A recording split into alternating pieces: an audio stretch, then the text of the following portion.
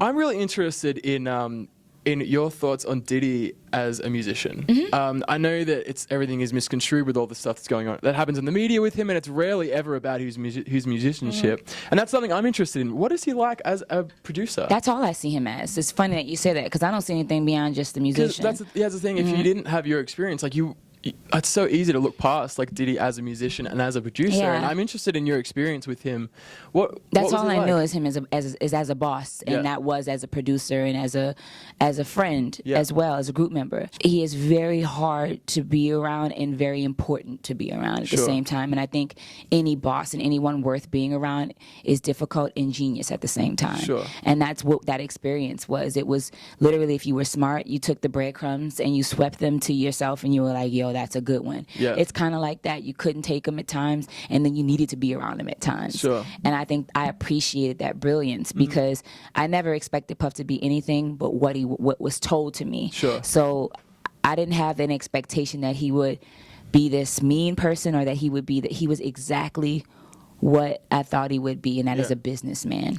And so it was incredible to watch because I saw him have 97 different people doing 97 different things all at the same time, and he micromanaged each thing and never slept. I mean, that's how you stay on top.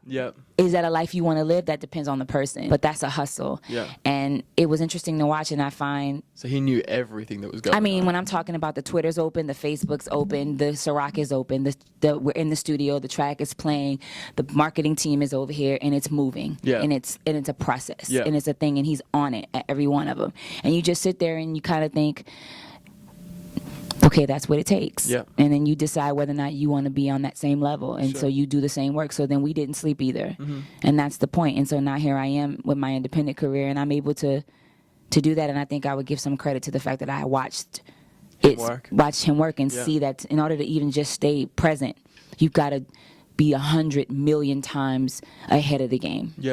Always. And with the you're talking about business, with like music in relevance to this, like, so if you know a track was being played and he came in, he'd be like, get that, like, that track, not that one, get it out. His ear is incredible. Like he was just a decision maker with that type of thing. His ear is incredible. I think Puff, but I mean I mean we know that Faith, Biggie, like Mary, like 112, like the Locks. Like I think he saw and he knew, he knows how to pick it. He can hear it, you know, and I think that's something that you can't, a few producers have.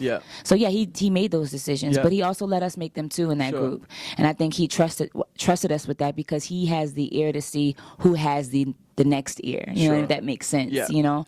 So I appreciate that. I appreciate that he gave me the opportunity to see a little closer glimpse into the way this business works, and I'll forever be grateful for that. Amazing. Well, yeah, that's cool. That's a really cool answer. I literally had no idea what you would say. It's a good question. Yeah, it's interesting. You know, I mean, people get these labels as things, but it's really at the core of it. Like Diddy is a musician, and that's that's what I found most interesting about the situation. That's all I knew because we stayed in the studio. If he wasn't, I don't know what the hell we were doing because it was like 100 hours in the studio every day, no sleep. I think I didn't sleep for like 3 years. Jeez. It was so crazy.